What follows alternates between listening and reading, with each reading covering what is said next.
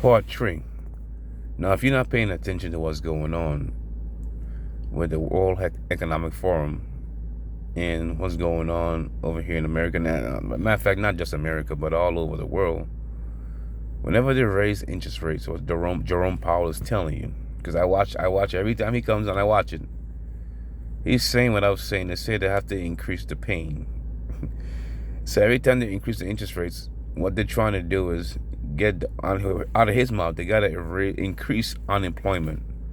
And sometimes people hear that but don't really understand what he's saying. Like, what they're saying is they have to increase the unemployment so you can stop having an ability to purchase things. By you not having the ability to purchase things, that in turn is what they're thinking should reduce the price, supply and demand.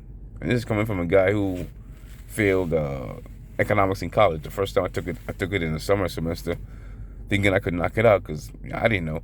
Man, I didn't pass it. I got an F. Took it again. Later on, I got a D. The third time I took it, I got a B. So yeah, I'm not the smartest bulb in the shed, but I understand exactly what they're saying.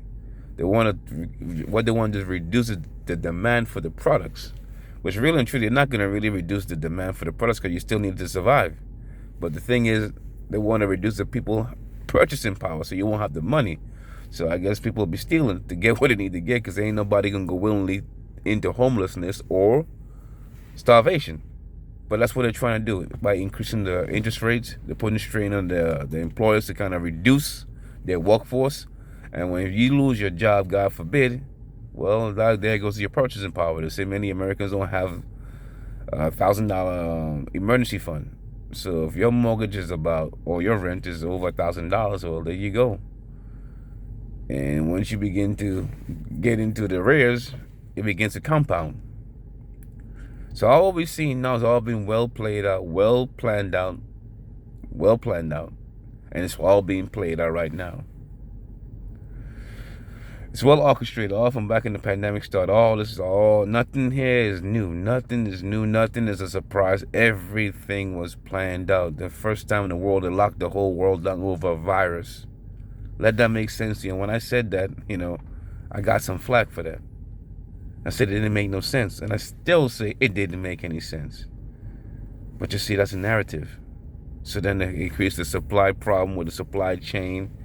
People being laid off, and we still feeling the effects from what happened back in 2020 up to now. It just took a little while to work through the system. All the mortgage moratoriums, the rent moratoriums, you couldn't evict anybody, you couldn't do a foreclosure. All that stuff is coming up now because if you was behind. Even if you had your own business, they tell you you're not essential, shut it down. Okay, all of that is coming up.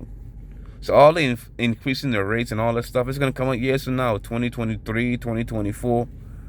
So we in for a hell of a couple of years from now, man. It's gonna be bad.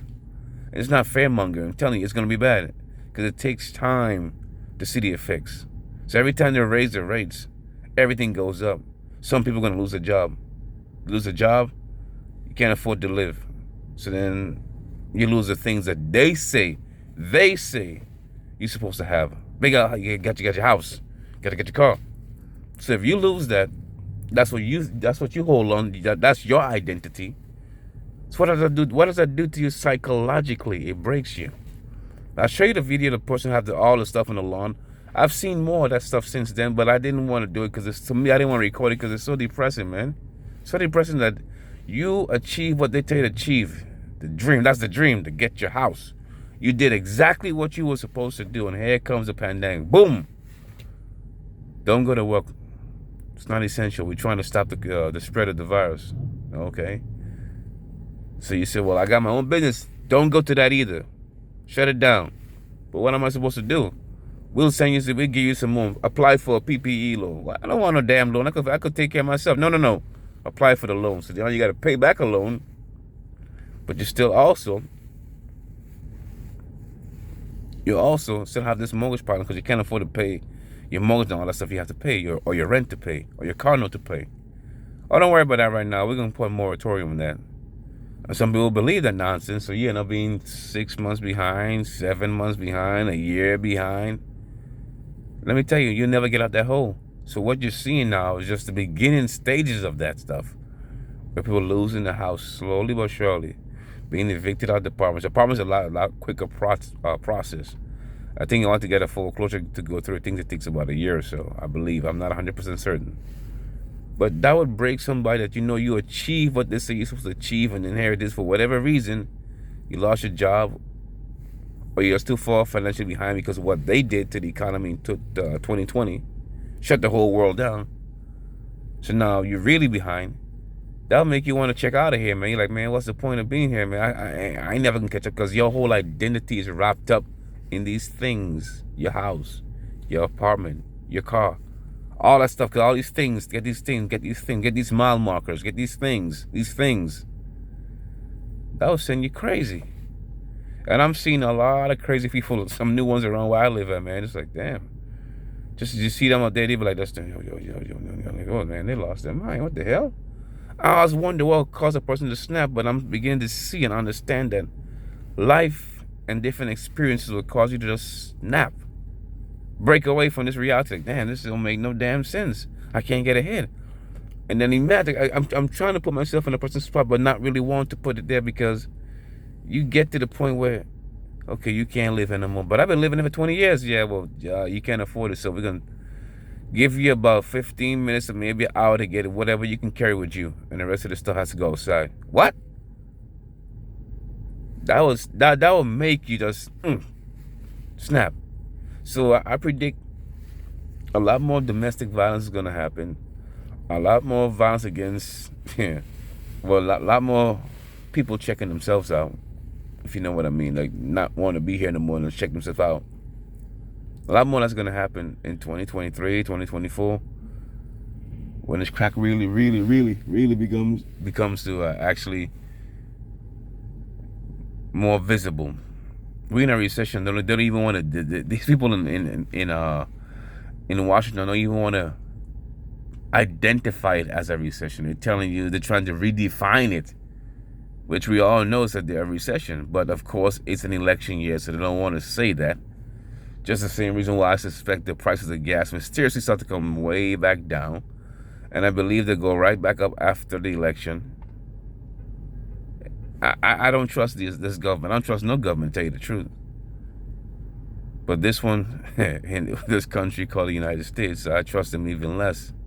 Trying to convince the people that Vladimir Putin blew up his own pipeline. Like, bro, where does that make sense?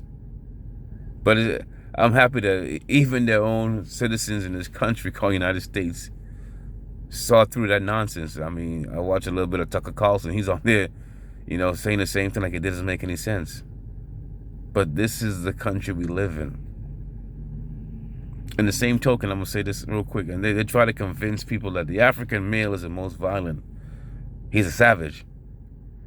But can somebody name me one war in which African people from anywhere in the world, anywhere, say they're going to invade the next country, say they're going to topple their leadership, say they want regime change, drop 2 atomic bombs in somebody's nation? And just tell me one instance, just one.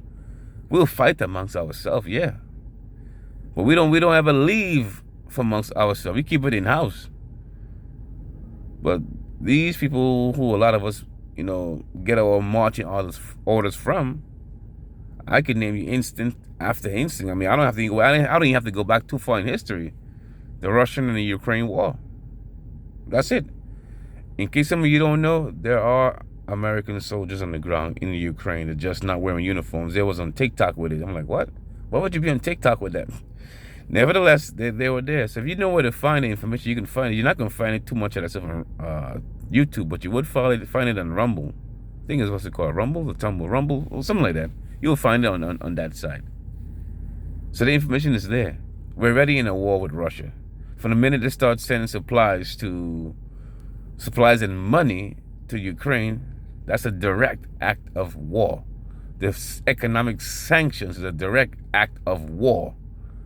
A lot of people don't know that's why Japan got into the war with America, because of economic sanctions. They don't know that, but that's for the next video, man.